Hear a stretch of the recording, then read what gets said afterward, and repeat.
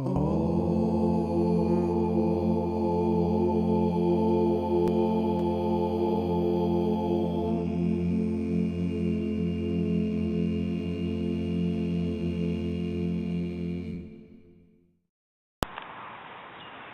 everyone, this is Chrism.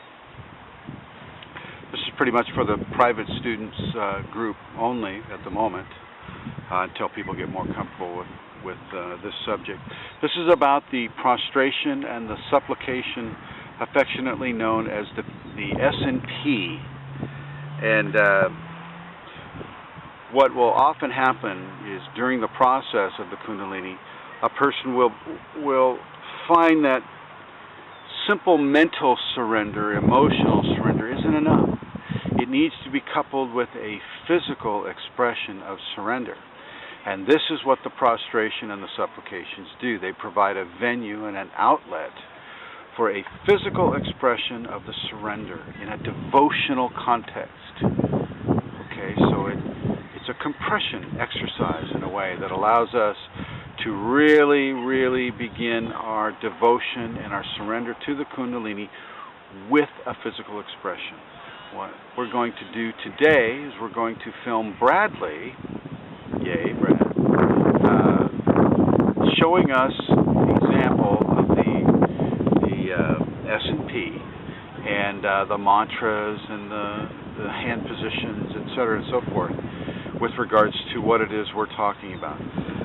In regards to the supplication prostrations, it can become a real outlet and a real urge to do every day. Some people, they get a little confused, if they lose count of how many prostrations and supplications they're doing. I will give you a set number to do, and I would like you to do them. However, the Kundalini may just take you right out of being able to count your experiences that you have while you're doing them. It may take you right out of the mindfulness that you would have in order to keep count. Don't worry about this. Do your best to do the prostrations as you're given to do. But if during that process it takes you out of counting how many you have done, go with what it is that it's showing you. Stay with it. Stay focused. It may want you to do more. Not always a less. Okay. It may want you to do more so that it can continue with that day's lesson plan that the Kundalini Shakti has in store for you. So don't worry so much about counting, although do your best to be mindful of it. Using raisins or matches or jelly beans, that I think tends to put a lot of focus on keeping track, and I want your mental mind to detach into the experience of the S&P.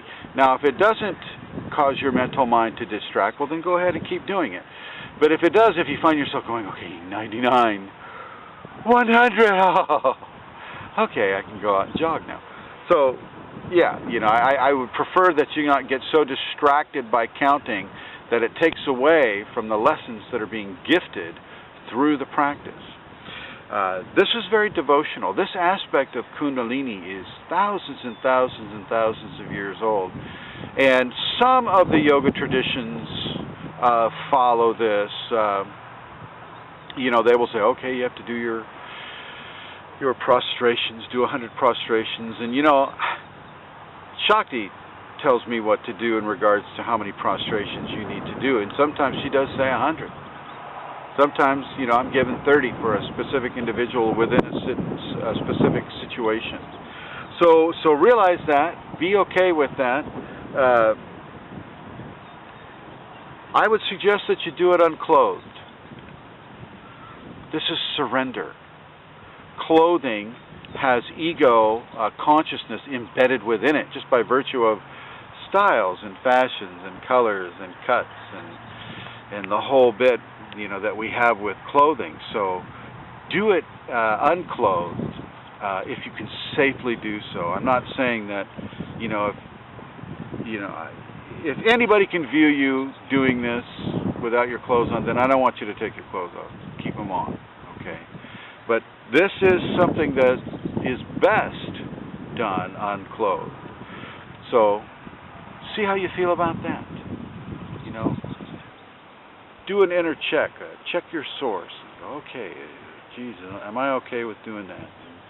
And then make your determination based upon how you feel and what your Kundalini is counseling you to do. You may not be in a position where you can do it that way, but if you are, don't let your ego talk you out of it. Ego likes the clothes, okay?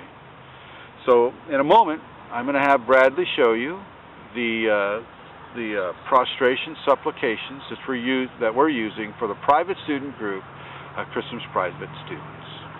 Thanks.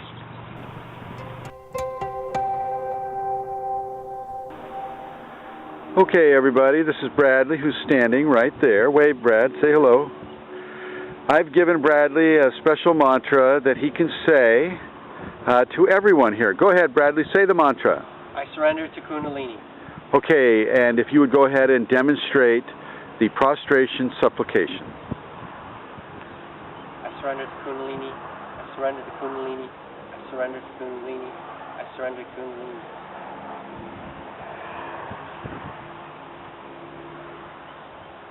I surrender to Kundalini.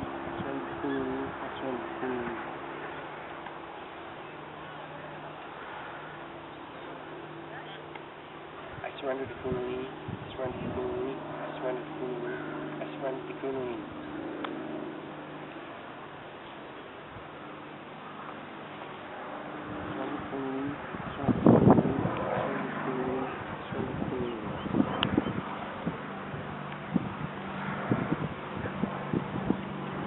I surrender to Kundalini. I surrender to Kundalini. I surrender to Kundalini. Surrender to Kundalini. Surrender to Kundalini.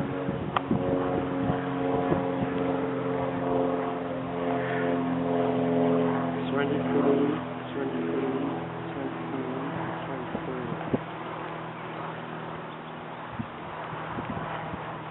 Okay, Bradley, thank you. Now, if anyone is wondering what it is he's putting his face on there, that would be the teacher's picture. See if I can get an upside-down shot of him right there. Oh, my gosh. There he is, and Bradley kindly put a sweatband so the teacher's picture wouldn't get too wet, I presume.